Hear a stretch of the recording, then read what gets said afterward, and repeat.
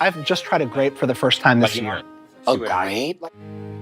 I want to hang out with you guys all the time. All we do is drink tequila and eat caviar. I hope you guys don't think you're leaving. You guys can stay all day. I don't want to leave. We're going to rewatch Breaking Bad. Oh, man. All right. It has good protein, Try that. right? Yeah, it is good protein. So Okay. it will give you more protein. This is a lot of. That's a lot of... I'm going big boy. You like caviar? Hold on. I am so proud of you. Me too. Thank you. That's good. It's a big deal. That's You know why I'm so proud of you. I was worried You're gonna I would vomit. really taste the individuality of the balls, Right. but which would really unnerve me. No, But because not like your show, where you really taste the individuality. Would you guys say the two of you is this peak life for you right now? Like, do you feel like you've kind of done the things you want to do and now you're having, like, you get to like do stuff like this and you get to get a elbow or shoulder surgery? Yeah, it's all. I mean, it's all just such a blessing. I'm starting to take it a little different tact. Yeah. I'm starting to degrade. No, you look great, by the way. Oh gosh. You really do. Doesn't he? No, but you know, I'm 37 years, and my wife Robin has been my champion through, you know, all these years. Yeah. I've been an actor for 47 years. Isn't it, I mean, even on a bigger scale than Breaking Bad, like, wouldn't you say your big break in your acting? I mean, Malcolm in the Middle was probably the big thing, yeah. But then, but even that, you were like, how old were you when Malcolm in the Middle started? 41. Yeah. And you weren't even supposed to be. Was that supposed to be as big of a role in that show at the beginning? Well, you know, I mean, to have a career, you have to be talented. You have to have perseverance and patience, but you also need a healthy dose of luck. Yeah. He was going to be cut from our show, but for the strike, Vince Gilligan didn't get that far in the show, and he wasn't killed in the first season. Yes. So but cool, right? Honestly, when we shot the pilot, and Vince sold the idea of the arc of the show, the arc of the first season was Jesse Pinkman introduces Walt to the drug world, and towards the end of not in the finale, it's like the episode before the finale, Pinkman dies, and then Walt is then led to go out for revenge into the second season and beyond. Good writing. But when we I wish it would have happened that way. Really. when we shot the pilot and we got picked up, Vince told me while we were shooting the first season, towards the end of it, he pulled me over during lunch and he's like, I want to tell you something. He's having lunch with all the writers. I want you to start making the lunch for all the crew. Because you're about to die. Because you're about to die on the show, but no, we want you to be around. He's like, I want you to know the original plan was to kill you off at the end of the season. Yeah. And we still had like 2 more episodes to shoot. And my heart just starts pounding through my chest. I'm like, well, what do you mean? When am I going to die? He's like, no, you're not going to die. When we shot the pilot and we saw what you and Brian were doing together, we just loved that dynamic so much. So when they got picked up, the first meeting in the writer's room, they decided to change the whole dynamic. That's amazing. Like, we're no longer going to have him die. Dude, your life could have been so different. I would have been so pissed. You still probably had I a would have little been so fear. sad. Yeah. I would have been so sad, heartbroken. It would break You everyone's probably heart had for the one. fear. You're like, am I disposed? Well, Yeah. then he messes with me that I'm gonna die. And then he started. It was like the domino that fell. Yeah. And then everybody sort of like started to get in on it.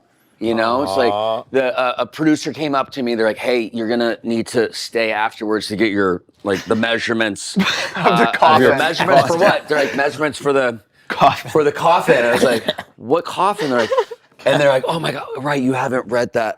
You know what, you just forget it. I'll let Vince talk to you about it. That sucks. What are they doing? Yeah, it's all his fault. And even, I mean, to me, Stringer Bell dying in The Wire, it's like my God. It's a chip to use as a series if it's like you have probably one time where you can really kill a beloved character, and when Stringer Bell died in The Wire, boy, was my world absolutely And the way rocked. he died. Yes. Oh God. Well, died. You know who was a chip that died in a way that, look, somebody has to die at some point. You know what I mean? In a show like Breaking Bad or The Wire. Yeah. And I thought a death that rocked me in Breaking Bad was Gus. I mean, obviously in general his character, but the way in which his face fell off, and then it was just. Oh yeah, I remember. I have that head. Great. Oh my God. You do? Great use I of a do. death, in my opinion. It was the way Gus went Yeah, out. yeah. And that's a good point, Des, because you shouldn't kill off a character without great value. Yeah. You have to be careful of how you do that. You know, Gus was the coolest death, but Hank was the one that gutted me the most. Oh my God. Wait, when did you guys get married?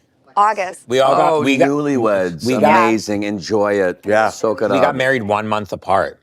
Yeah. Oh, great. really? Yeah, back to back. Yeah. Was that a plan or was it like No, ours honestly ours was the only time it could fit in our schedules that we'd have to wait another year, and we were like, oh, let's just do it then. And he was on a deadline. I gave him a. Oh yeah, she gave him an ultimatum. I gave him an wife did too. ultimatum. Your wife gave an ultimatum? It was very subtle, but Yeah. she was. She said, I'll shoot you. We you were had in to our listen. 30s. We Yeah. were in our 30s already, and she's like, anyone valuable with self, Yes, of course. It's like self-awareness. It's like, no, I'm not going to wait Get off the forever. pot. I respect. Shit or get off the pot. That's right. I could not respect an ultimatum more. In fact, it's crazy that we even live in a world where like the women got to just wait till the men decide if they're how worthy. Did you enough. guys meet? A writer of my show, a wonderful woman named Vanessa, Okay. who's a mutual friend, and one night she was bowling with Vanessa, and Vanessa told me, because I was always saying, Vanessa, you got to know somebody, like set me up with. I was like a hopeless romantic. Dating, just waiting to. I really was like right being person. patient, exactly. And then she was like, "Oh my God, my friend Kristen, I'm bowling with her, and I think she might be your wife." And it was like 11 p.m. already. I went down at 11. It was like. You went there? Yeah. Yeah. I took an good. Uber. I didn't Good drive for you. It's myself. really bold to say, I think she might be your wife. Proactive. Wow. I know. The crazy thing is, 2019, I'm shooting a video with Selena. Oh, I'm yeah. dating someone else, okay? Yeah. My mom's on the video shoot, and she says, she's just sitting there. She's like, hon, she's like, you should marry Selena. And I was like, what? And she was like, you should be dating someone like Selena. And there was like 2 times in my life where I like left a specific session or video with her where I was like, wow, she's so cool. Yeah. She's like really cool. Because we were friendly and we were friends, but we weren't like best friends. And every time I like hung out with her for an extended period of time, I'd be like, oh my God, she's so cool. An ex-girlfriend of mine from way before that, like 5 years before that, I was texting with her one time and she said like, it's so great you guys got married. I remember you talking so positively about Selena, even when we were together, just as like a friendly thing. No, not as not as a. I get it. Yeah. So your mom planted the seed. My mom planted the seed, and she was like, "You should really." And I was like, "Mom, I'm not." She was like, "I really want you to be with." She's like, "She's got her head on her shoulders." Yeah. She's Mom, like, I have a girlfriend. Yeah, I did. It was crazy, and I was like, Yeah. She was like, "She's so sweet." She's this and that. She's such a sweetheart. Yeah. Everyone says you always meet your best. Or you always marry your best friend. Like that's when it works. And it was like the goal. If you can. She's my fucking best friend. And it's like, look at this. Look at you two We newlyweds, spend so a lot cute. of time together. He's a little bit afraid when we have kids. He's like, I know how Well, you're gonna act. unfortunately, the reality is. But that's What? normal, and that's What's good. the reality? The I don't fear even is admit normal. it. I have a certain level. I always have a degree, and of incompetence to like. I'm incredibly smart in certain ways and incredibly incompetent in other ways. Yeah. And I just have. Should I give the example of driving today? He doesn't know What did I anything. do? Neither what, one of. the speed limit. She goes. You know. Okay, no, wait, No, I'm driving like 38 miles an hour. No. She goes. He's driving 23 miles an hour There's because a I look car over. right. There's a car right in front of me. But there's an open lane. She goes, Open lane. Okay, there's all an right, open guys. lane. Yeah. Okay. She goes, the speed limit's 45. I say, okay, but there's a car right in No, front. you go, okay, am I going too fast? Yes, I'm not going too fast. And I thought, well, wouldn't he look at the speed? It's right in front I did. of I his looked face. at it. Previous before that, I was cruising at about 40. I just didn't, I said, are you asking? I said, I don't understand. Like, to me, my brain was like, if someone says to me, do you know the speed limit's 45? I would instantly look at the speedometer in front of me and see Neither I'm one going of them are prepared to 27. have children.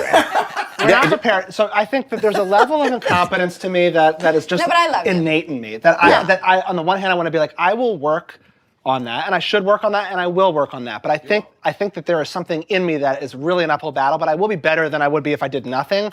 But I still will never be the great version of that competent, like at all times. There are certain things that I'm going to do that's better than any father could ever do, but there are other things that I I'm will going to say, the moment you have a child, there's something that has been laid dormant inside of you that just comes out of you the moment. It's just like natural instincts. Yes. You know, granted, there are some people that clearly should not be parents. You know what I mean? Just like the abusive, mean people. But you are just such ray of light. Yeah. You know, like you're just such great energy. Like good Cheers people. To that. Thank you. And he loves our dog. You guys will make sure there of you all go. your. You guys will make up for all your shortcomings with love. With love. I have a lot of love to give, for sure. I can tell that about you. Thank you. You know, you feel like I can take care of myself. You get married, you have a partner, you go, yeah, I can expand that to feeling responsible for each other. Yeah. And then you expand it to a child. And for the first time in my life, I had fear. Yes. Yeah. Like, how can I protect this little being? And you start, you have some nightmares sometimes. And, oh, God. Yeah. So you start wearing your heart on the outside when you have a child. Yeah. And you will forever be parenting. Our daughter's 33 years old. Crazy. We don't stop parenting. Yeah. You just do it differently. Yeah. Were you scared when you first had a kid? Kind of, but also excited. Yeah. Terribly excited. But it's good to be scared. Yeah. You know, I was terrified. It creates caution. But it's just the greatest thing in the world. It is. Probably good to be actors and be scared because you get another feeling of like human emotion that you we're can kind pull of from. used to that. And again, going back into the we don't know anything kind of thing. Yeah. We go into something we're not really sure. Well, that's parenting again. Yeah. We're like, it's like what we do in acting. Do you My guys mom feel- says, my mom told me this. My mom said, nobody knows anything. She said, first of all, people now know way too much. She's like, back in the day, there was nothing. There was no app. There was no anything. You're just like, oh, fuck, what does this mean? And she was like, and you figured it out. My mom said, idiots figure it out. true. She was like, I there's love people, your mom. Yeah, she's like, there's people who. It's true. It's